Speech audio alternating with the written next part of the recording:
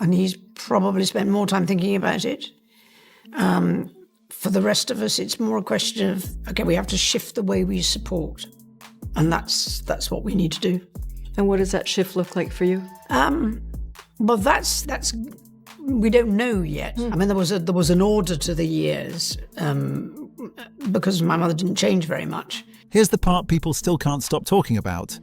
This institution has always demanded absolute loyalty and strict public discipline, especially from the people at the very top.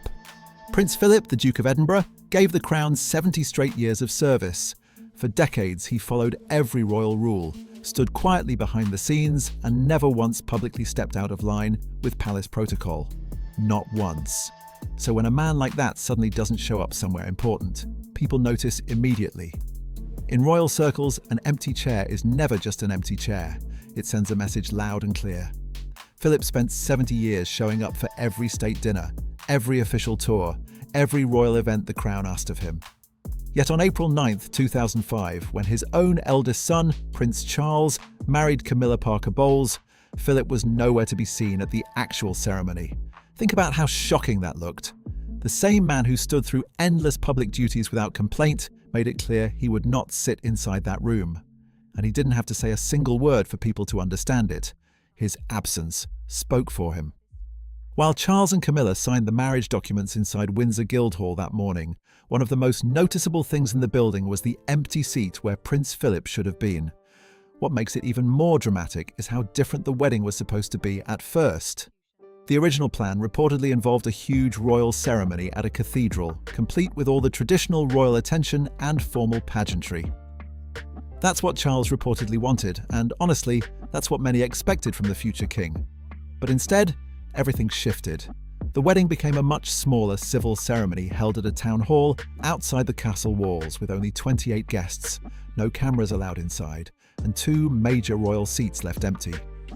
We kind of knew what the rhythm of the year was, so things like that will change, and how we are part of the support for the monarchy may change slightly.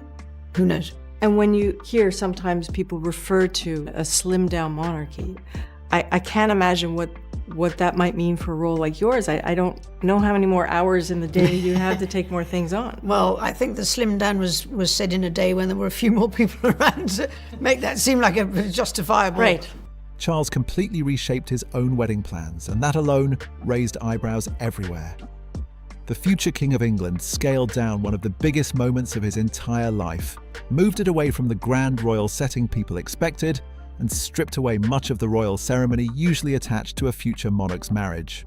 And according to royal insiders, one major reason hung over all of it: Prince Philip would not attend the civil ceremony. That changed everything. The massive royal image people expected suddenly became a much smaller event outside the castle walls. For many watching, it didn't feel like a typical royal wedding at all. It felt controlled, cautious, and carefully adjusted to avoid even more tension inside the family. And when Philip finally agreed to take part in parts of the day later on, the conditions behind that decision reportedly carried serious emotional weight for Charles. One thing people always say about Prince Philip is this: he was not the type to create loud public drama. He didn't sit people down for emotional speeches or leak long complaints to the press. That wasn't how he handled things. His style was colder, quieter, and honestly, much harder to ignore. He communicated through actions, through appearances, and sometimes through absence. Inside the royal family, where every detail matters, those signals speak volumes. Who arrives, who stands beside who skips an event, all of it gets noticed immediately. At that level, silence can hit harder than words ever could. Charles reportedly understood exactly what his father's empty chair meant that morning at Windsor Guildhall on April 9th, 2005. The guests understood it too. Nobody in that room needed someone to explain the tension hanging in the air. And despite all the rumors over the years, this wasn't simply about a father rejecting his son's relationship. The deeper issue went far beyond that, and people inside royal circles knew it. Disapproval usually stays behind closed doors. It's the kind of thing handled through tense family dinners, sharp tones, private meetings, or letters the public never sees. But what Prince Philip did went far beyond quiet family disagreement. This felt bigger, colder, and far more calculated. Instead of making a public scene, he used the one move nobody inside the royal system could ignore. He simply refused to attend the legal marriage ceremony itself. And inside the monarchy, that kind of absence carries serious weight. By not showing up to the civil ceremony, Philip withheld something incredibly important: public approval from the man who had spent nearly 70 years defending and protecting the crown. My role, I have a role as Colonel of the Blues and Rolls in the Household Cavalry Regiment, as Goldstick. And Goldstick was the original close protection officer. So that is a role that I was asked if I'd like to do for this coronation. So I said yes. People noticed immediately because Philip's presence alone carried symbolic power. If he had sat in that room, many would have seen it as a clear sign that the marriage had the full backing of the senior royal family. But that signal never came. Instead, Philip sent an entirely different message, and royal watchers caught it right away. He skipped the civil ceremony at Windsor Guildhall, but later appeared at the blessing inside St. George's Chapel. That split decision looked extremely deliberate. To many observers, it was one of the clearest public statements Philip ever made about Camilla Parker Bowles without speaking directly about her at all. And that's where the real debate starts. Was Philip acting out of personal principle and loyalty to royal tradition? Or was this a form of punishment aimed directly at Charles on one of the most important days of his life?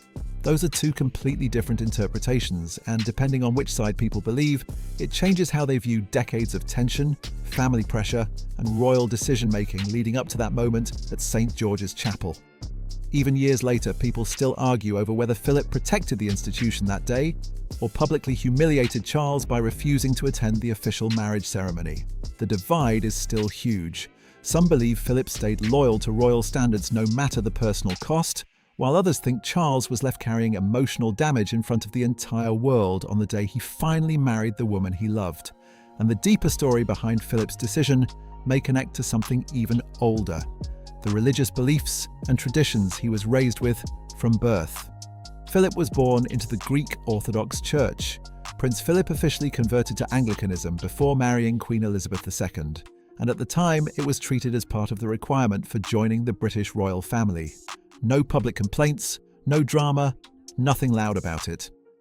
But years later, in 2011, Philip openly said he still considered himself connected to the Orthodox faith.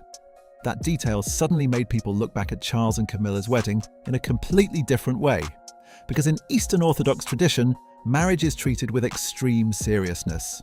The bond is viewed as sacred and permanent, not something easily undone. And when remarriage happens after a divorce, it is often approached more as an act of repentance than a grand celebration. That belief system matters here because Charles had already gone through a highly public marriage collapse with Princess Diana, a situation that brought years of pressure, scandal headlines, and emotional fallout for the royal family. For Philip, Diana's situation reportedly became one of the biggest crises the monarchy had faced in modern times. He spent years trying to steady the family while the public drama exploded around them. Then came the moment where Charles wanted to officially marry Camilla Parker Bowles, the woman many people connected to that painful chapter. To royal insiders, Philip's feelings about the situation may have been far deeper than simple family tension. And according to reports discussed by royal author Robert Lacey in Battle of Brothers, Philip and Charles often viewed the monarchy very differently. One side focused heavily on protecting royal tradition and institutional stability, while the other pushed for personal happiness and modern change. That silent message reportedly became impossible to ignore when Philip's chair sat empty at Windsor Guildhall. But here's the twist that still surprises many people. Prince Philip was not the only major royal absent that morning. Queen Elizabeth II also did not attend the civil ceremony on April 9, 2005. The legal marriage itself, held in front of only 28 guests, happened without the monarch present inside the room. At the time, the official explanation focused on the Queen's position as Supreme Governor of the Church of England. A civil registry office reportedly was not viewed as the proper setting for the head of the church. Publicly, the reasoning sounded reasonable and carefully structured, but many royal watchers believed there was far more happening beneath the surface. Unlike Queen Elizabeth II, Prince Philip did not have a constitutional reason to stay away from the civil ceremony. There was no official duty blocking him from attending. He was the Duke of Edinburgh, the husband of the monarch, and most importantly, the father of the groom. Yet on that morning, his chair sat empty too. That detail hit hard because it looks impossible to ignore. 2 senior royals, 2 empty seats, same ceremony, same moment in history. And despite endless speculation over the years, there was never any confirmed report saying Philip and the Queen secretly planned this together. According to royal author Robert Lacey, they didn't even need to coordinate. After nearly 6 decades living inside the monarchy, both of them understood exactly what those choices would communicate without saying a word. That's what made the situation feel so powerful. It wasn't some dramatic palace showdown behind closed doors. It was institutional instinct. They both understood what the civil registry represented, and both made their decisions accordingly. For royal watchers, the message seemed crystal clear. But then the situation shifted slightly. Not Philip's personal views, because those reportedly never changed, but his understanding of what he could still control. By that point, the marriage itself was already locked in motion. Charles had made his decision. Queen Elizabeth had formally approved the marriage through the Privy Council on March 2, 2005, and the legal process was moving forward no matter what Philip thought about it. The civil ceremony at Windsor Guildhall was going to happen whether Philip attended or not. His absence had already delivered his message. The bigger question now became what role he would play afterward, and that's where things became incredibly calculated. And how they did things. And, the people brought their ponies and horses out, but they not only brought them out, they platted them, they were properly dressed, they were well turned out. They brought their tractors out and they parked them, tidily, they're all clean. And if you come from a rural background, I was really impressed. It was just an astonishing sight. But the sheer numbers of people who turned up in quite extraordinary places. Later that same day came the massive service of prayer and dedication inside St. George's Chapel. Suddenly the scale changed completely. Around 800 guests, cameras everywhere, senior royals present, and the Archbishop of Canterbury leading the service. It carried all the visual weight and tradition people normally expect from a royal occasion. And buried inside that ceremony was something so carefully structured, many people believe Philip could not have arranged it more precisely, even if he had personally designed the service himself. Inside St. George's Chapel, the atmosphere suddenly became far more serious than a normal royal celebration. Charles and Camilla stood before the congregation and publicly read words from the 1662 Book of Common Prayer, acknowledging their manifold sins and wickedness and asking for forgiveness in front of hundreds of guests, church leaders, and a massive television audience watching around the world. And this time, Prince Philip was there. He walked into the chapel, took his seat, and watched the entire moment unfold. For many royal observers, that detail mattered more than anything else. Philip had refused to attend the civil ceremony earlier that day, but he chose to attend the religious blessing where Charles and Camilla publicly expressed repentance through the language of the church. That difference looked incredibly intentional. The no from earlier in the day had not exactly turned into a full yes. It became something far more controlled and carefully measured. Philip appeared at the event where the institution's religious expectations and formal traditions were visibly acknowledged, while still staying away from the legal ceremony where those conditions did not exist. To many people, that split decision became one of the clearest public signals Philip ever gave about where he personally stood on the marriage, and honestly, that's the debate people still argue about years later. Was the empty chair at Windsor Guildhall a matter of personal principle, a line Philip believed had to be drawn to protect royal standards and church tradition?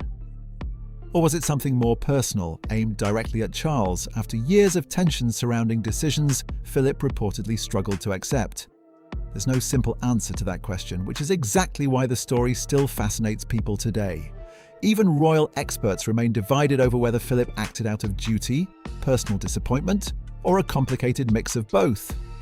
And while Philip was sending messages through absence and appearance, Queen Elizabeth II was reportedly communicating in a completely different way, through official documents, approvals, and royal procedure. On February 10, 2005, Clarence House released an announcement that many people now believe deserved way more attention than it got at the time. The statement revealed that after marrying Prince Charles, Camilla Parker Bowles would not use the title Princess of Wales. Instead, she would be known as the Duchess of Cornwall, and even more surprising, Officials also stated that when Charles eventually became king, Camilla would reportedly be styled as Princess Consort instead of Queen. That shocked a lot of royal watchers because legally there was no rule forcing that decision. Government officials later confirmed the marriage was not morganatic, meaning Camilla would legally become queen once Charles took the throne under long-standing royal law. So this was not about legal limitations, it was about image, symbolism, and institutional control. The restriction on titles appeared to be a deliberate palace decision made at the very highest level. It carefully defined how Camilla would enter the royal family and, just as importantly, how far that acceptance would go. One title in particular carried enormous emotional weight. Princess of Wales, the title forever connected in the public mind to Princess Diana. That title would not pass to Camilla, and according to royal reporting at the time, those limits were reflected through the official approval process itself. Queen Elizabeth II formally gave consent to the marriage under the Royal Marriages Act of 1772, but the structure surrounding the announcement sent a very controlled message about Camilla's future role inside the monarchy. What makes this so fascinating is how differently the Queen and Prince Philip reportedly communicated the exact same institutional position. Philip used silence and absence. His message came through an empty chair at Windsor Guildhall. The Queen, on the other hand, used formal procedure, official wording, and carefully managed royal documentation. Different methods, same signal, same carefully controlled line being drawn around Camilla's place within the royal institution. There's one argument people always bring up before this story goes any further, and it needs to be addressed clearly. In April 2005, Prince Philip was 83 years old. Some people believe his absence from the civil ceremony had nothing to do with royal tension at all. The idea is that it was simply a practical decision. An older man avoiding a long day of events rather than making some calculated statement. But here's the detail that keeps that explanation under heavy debate. Philip attended the blessing later that very same afternoon. Same day, same schedule, same physical condition. If health issues truly prevented him from attending Windsor Guildhall in the morning, many people ask why he was fully able to attend the major service at St. George's Chapel only hours later. That's why royal watchers focus so heavily on the split decision itself. He chose one event and not the other. And for many observers, that choice became the message. The second argument is even more complicated. Some people say that by attending the blessing at all, Philip was ultimately showing support for Charles and Camilla. After all, if he truly rejected the marriage completely, wouldn't he have skipped the entire day? But the picture many royal historians describe is far more controlled than that. Philip reportedly was not someone who easily abandoned his personal standards once he made up his mind. Completely refusing both events would have been the simplest and harshest response. Instead, he chose something much more precise, attending only the part of the day that aligned with his own views about tradition, religion, and royal expectations. Royal author Robert Lacey has described Philip's behaviour not as emotional drama, but as deeply deliberate. This was a man who reportedly spent decades making sure every public action carried a specific meaning. Nothing accidental, nothing careless. So by the end of April the 9th, 2005, the image was unforgettable. Inside St. George's Chapel sat Prince Philip and Queen Elizabeth II in their seats during the blessing service. Yet earlier that same morning, both had been absent from Windsor Guildhall when the legal marriage itself took place. And people noticed every second of it. By the afternoon service, both Prince Philip and Queen Elizabeth II were finally in the same room, watching the same blessing unfold inside St. George's Chapel. But what made the moment so striking was how carefully separated their earlier decisions had been. No public confrontation, no dramatic speech, no palace announcement explaining anything. Just two senior royals who had independently arrived at the exact same conclusion about two very different events taking place on the same day. The civil registry ceremony had happened elsewhere in town. The religious blessing happened here inside the chapel. And in the eyes of the monarchy, those two rooms clearly carried very different meanings. Philip and the Queen reportedly treated them differently on purpose. That's what makes this story so fascinating to royal historians. It wasn't about conspiracy or secret planning behind the scenes. It was about instinct shaped by nearly 60 years inside the same institution. Both understood the symbolism without needing to discuss it directly. And when Philip sat inside that chapel watching Charles and Camilla receive the church's blessing, many observers felt he was sending an incredibly controlled message. The door had not been completely shut, but Philip also had not fully opened it either. By attending the blessing while skipping the legal ceremony, he drew a line that many people still debate today.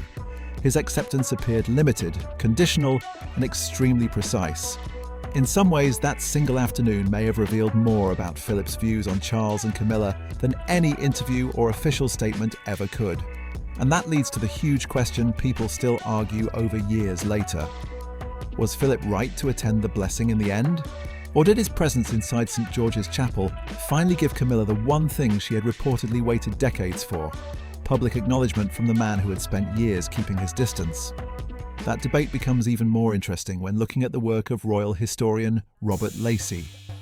After spending decades documenting the House of Windsor, Lacey's book Battle of Brothers, released in 2020, became one of the most detailed accounts of the complicated relationship between Philip, Charles, and Camilla during those tense royal years.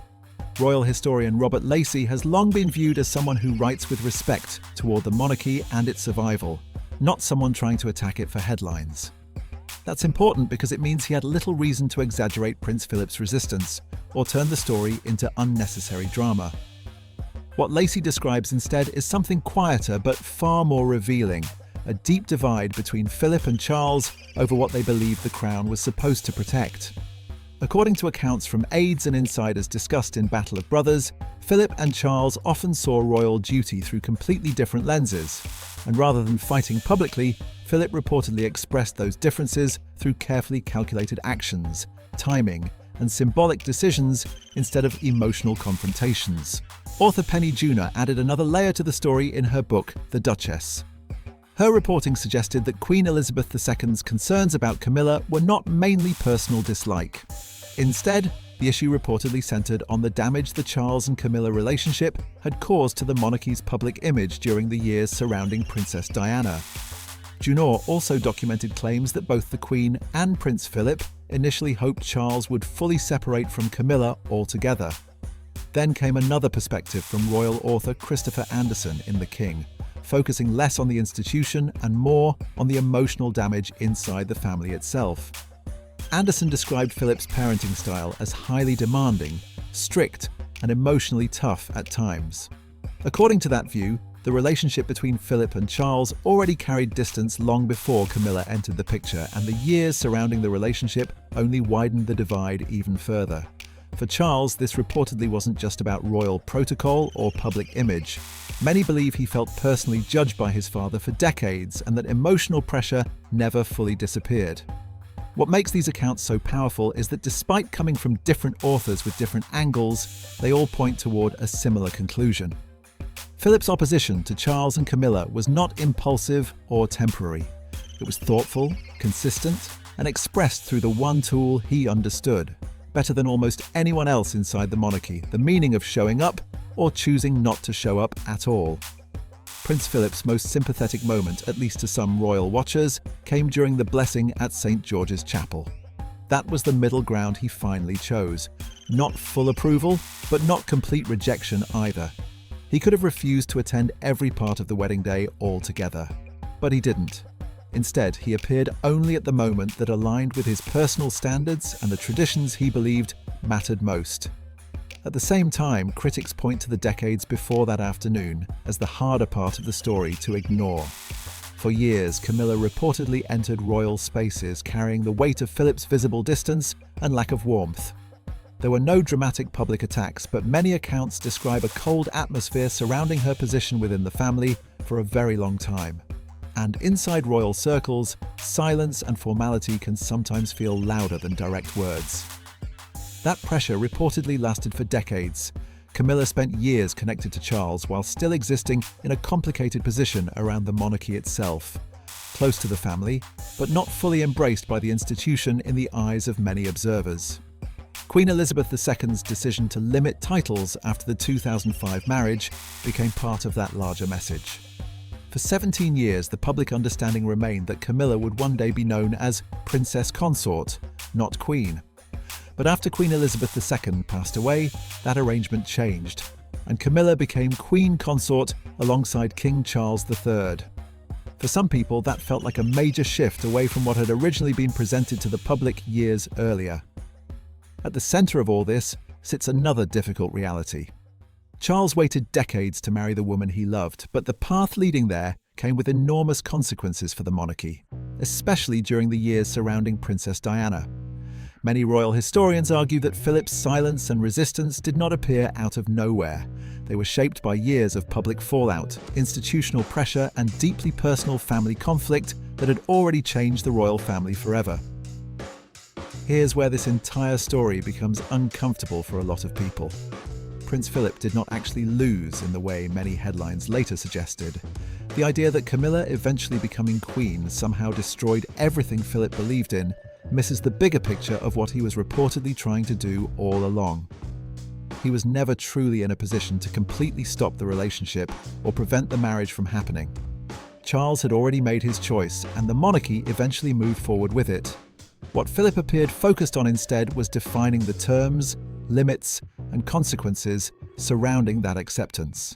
And for years, those limits were visible everywhere. The title restrictions, the carefully worded consent process, the decision to attend the blessing but not the civil registry ceremony. None of those actions blocked Camilla from entering the royal family completely, but they shaped how that entry happened. They created boundaries around it, and according to many royal historians, those boundaries remained in place for nearly 2 decades. That's the distinction many people miss. Philip did not lock the door. He controlled the way the door opened. For a man who spent 70 years mastering the royal language of appearances, silence, attendance, and symbolism, that difference mattered enormously. His silence was never passive, it became the method itself, and that system held firm for as long as the generation that created it remained at the centre of the monarchy. Today, Camilla is Queen Consort. The coronation has already happened. The title became official, and over time the institution slowly adjusted its public position. But if someone looks at this story and thinks it's about Philip unsuccessfully trying to stop Camilla, they may be misunderstanding what his role actually was. According to many interpretations, Philip never tried to fully block her path. What he did was something far more controlled and far more lasting. He shaped the conditions under which acceptance would happen. And it all circles back to that moment at Windsor Guildhall on April 9th, 2005. Just 28 guests inside the room as Charles and Camilla signed the legal documents, making their marriage official. Yet the two royal figures whose presence would have carried the most symbolic weight were absent from the ceremony entirely.